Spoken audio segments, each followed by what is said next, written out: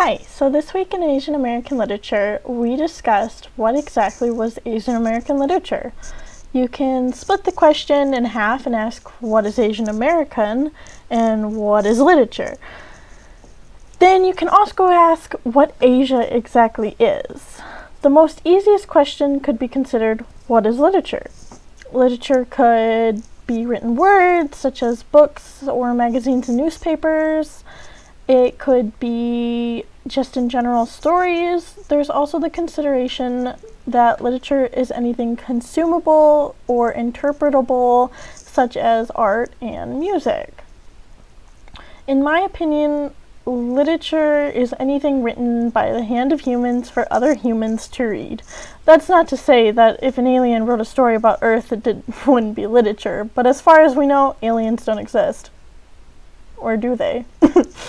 Anyways, Asian American literature, in my eyes, is anything written by an Asian American about Asian Americans or for Asian Americans.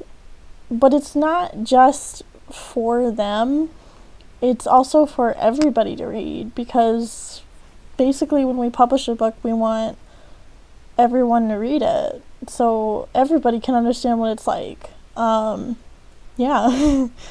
Yeah, we also must ask ourselves what Asia is exactly, which to me doesn't have a clear border, but is most of Eastern Europe. There's also a huge underrepresentation of Asian Americans in famous settings such as sports or Hollywood. Like, we were asked to do a situation or a list of who we thought were famous Asian Americans, and we only came up with about 16 people. That's not a lot considering how many white or Caucasian or black representation there is in Hollywood and sports and every other aspect of being famous. I believe it's because of generalized categorizations. So basically, I think that it means that you group the whole of Asia together. So instead of saying like, oh, they're Korean or Japanese or Chinese, you're basically just saying, oh, they're Asian. You know, like we don't care about their ethnicity, we don't care about their culture. We just label them as Asian Americans or just Asians. There are many countries in Asia, including China, Korea, and Japan, the most well-known ones of Asia. I think in order to turn this underrepresentation around, we need to acknowledge that there are several different Asian cultures and ethnicities and countries that are involved in Asia, not just, China and Japan and the famous ones.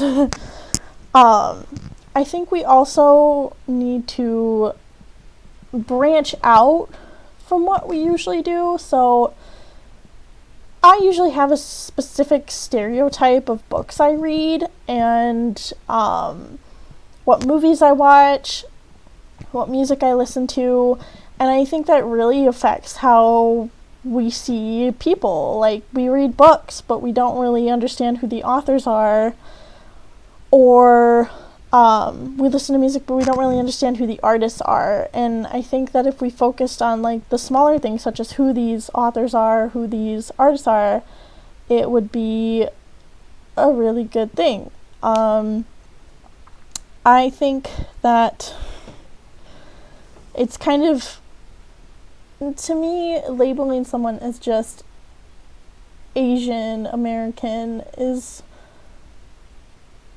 a little stupid, in my opinion, because I think that you shouldn't call them just Asian American, just group them together. I think you should call them by their nationality or their culture or ethnicity, such as, oh, that is a Korean person, or that's a Taiwanese person.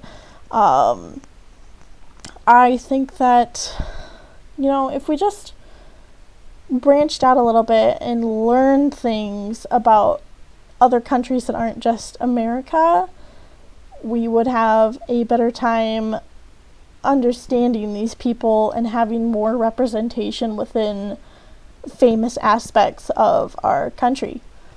Thank you for coming to my TED Talk, and I appreciate you guys watching this video. Bye-bye!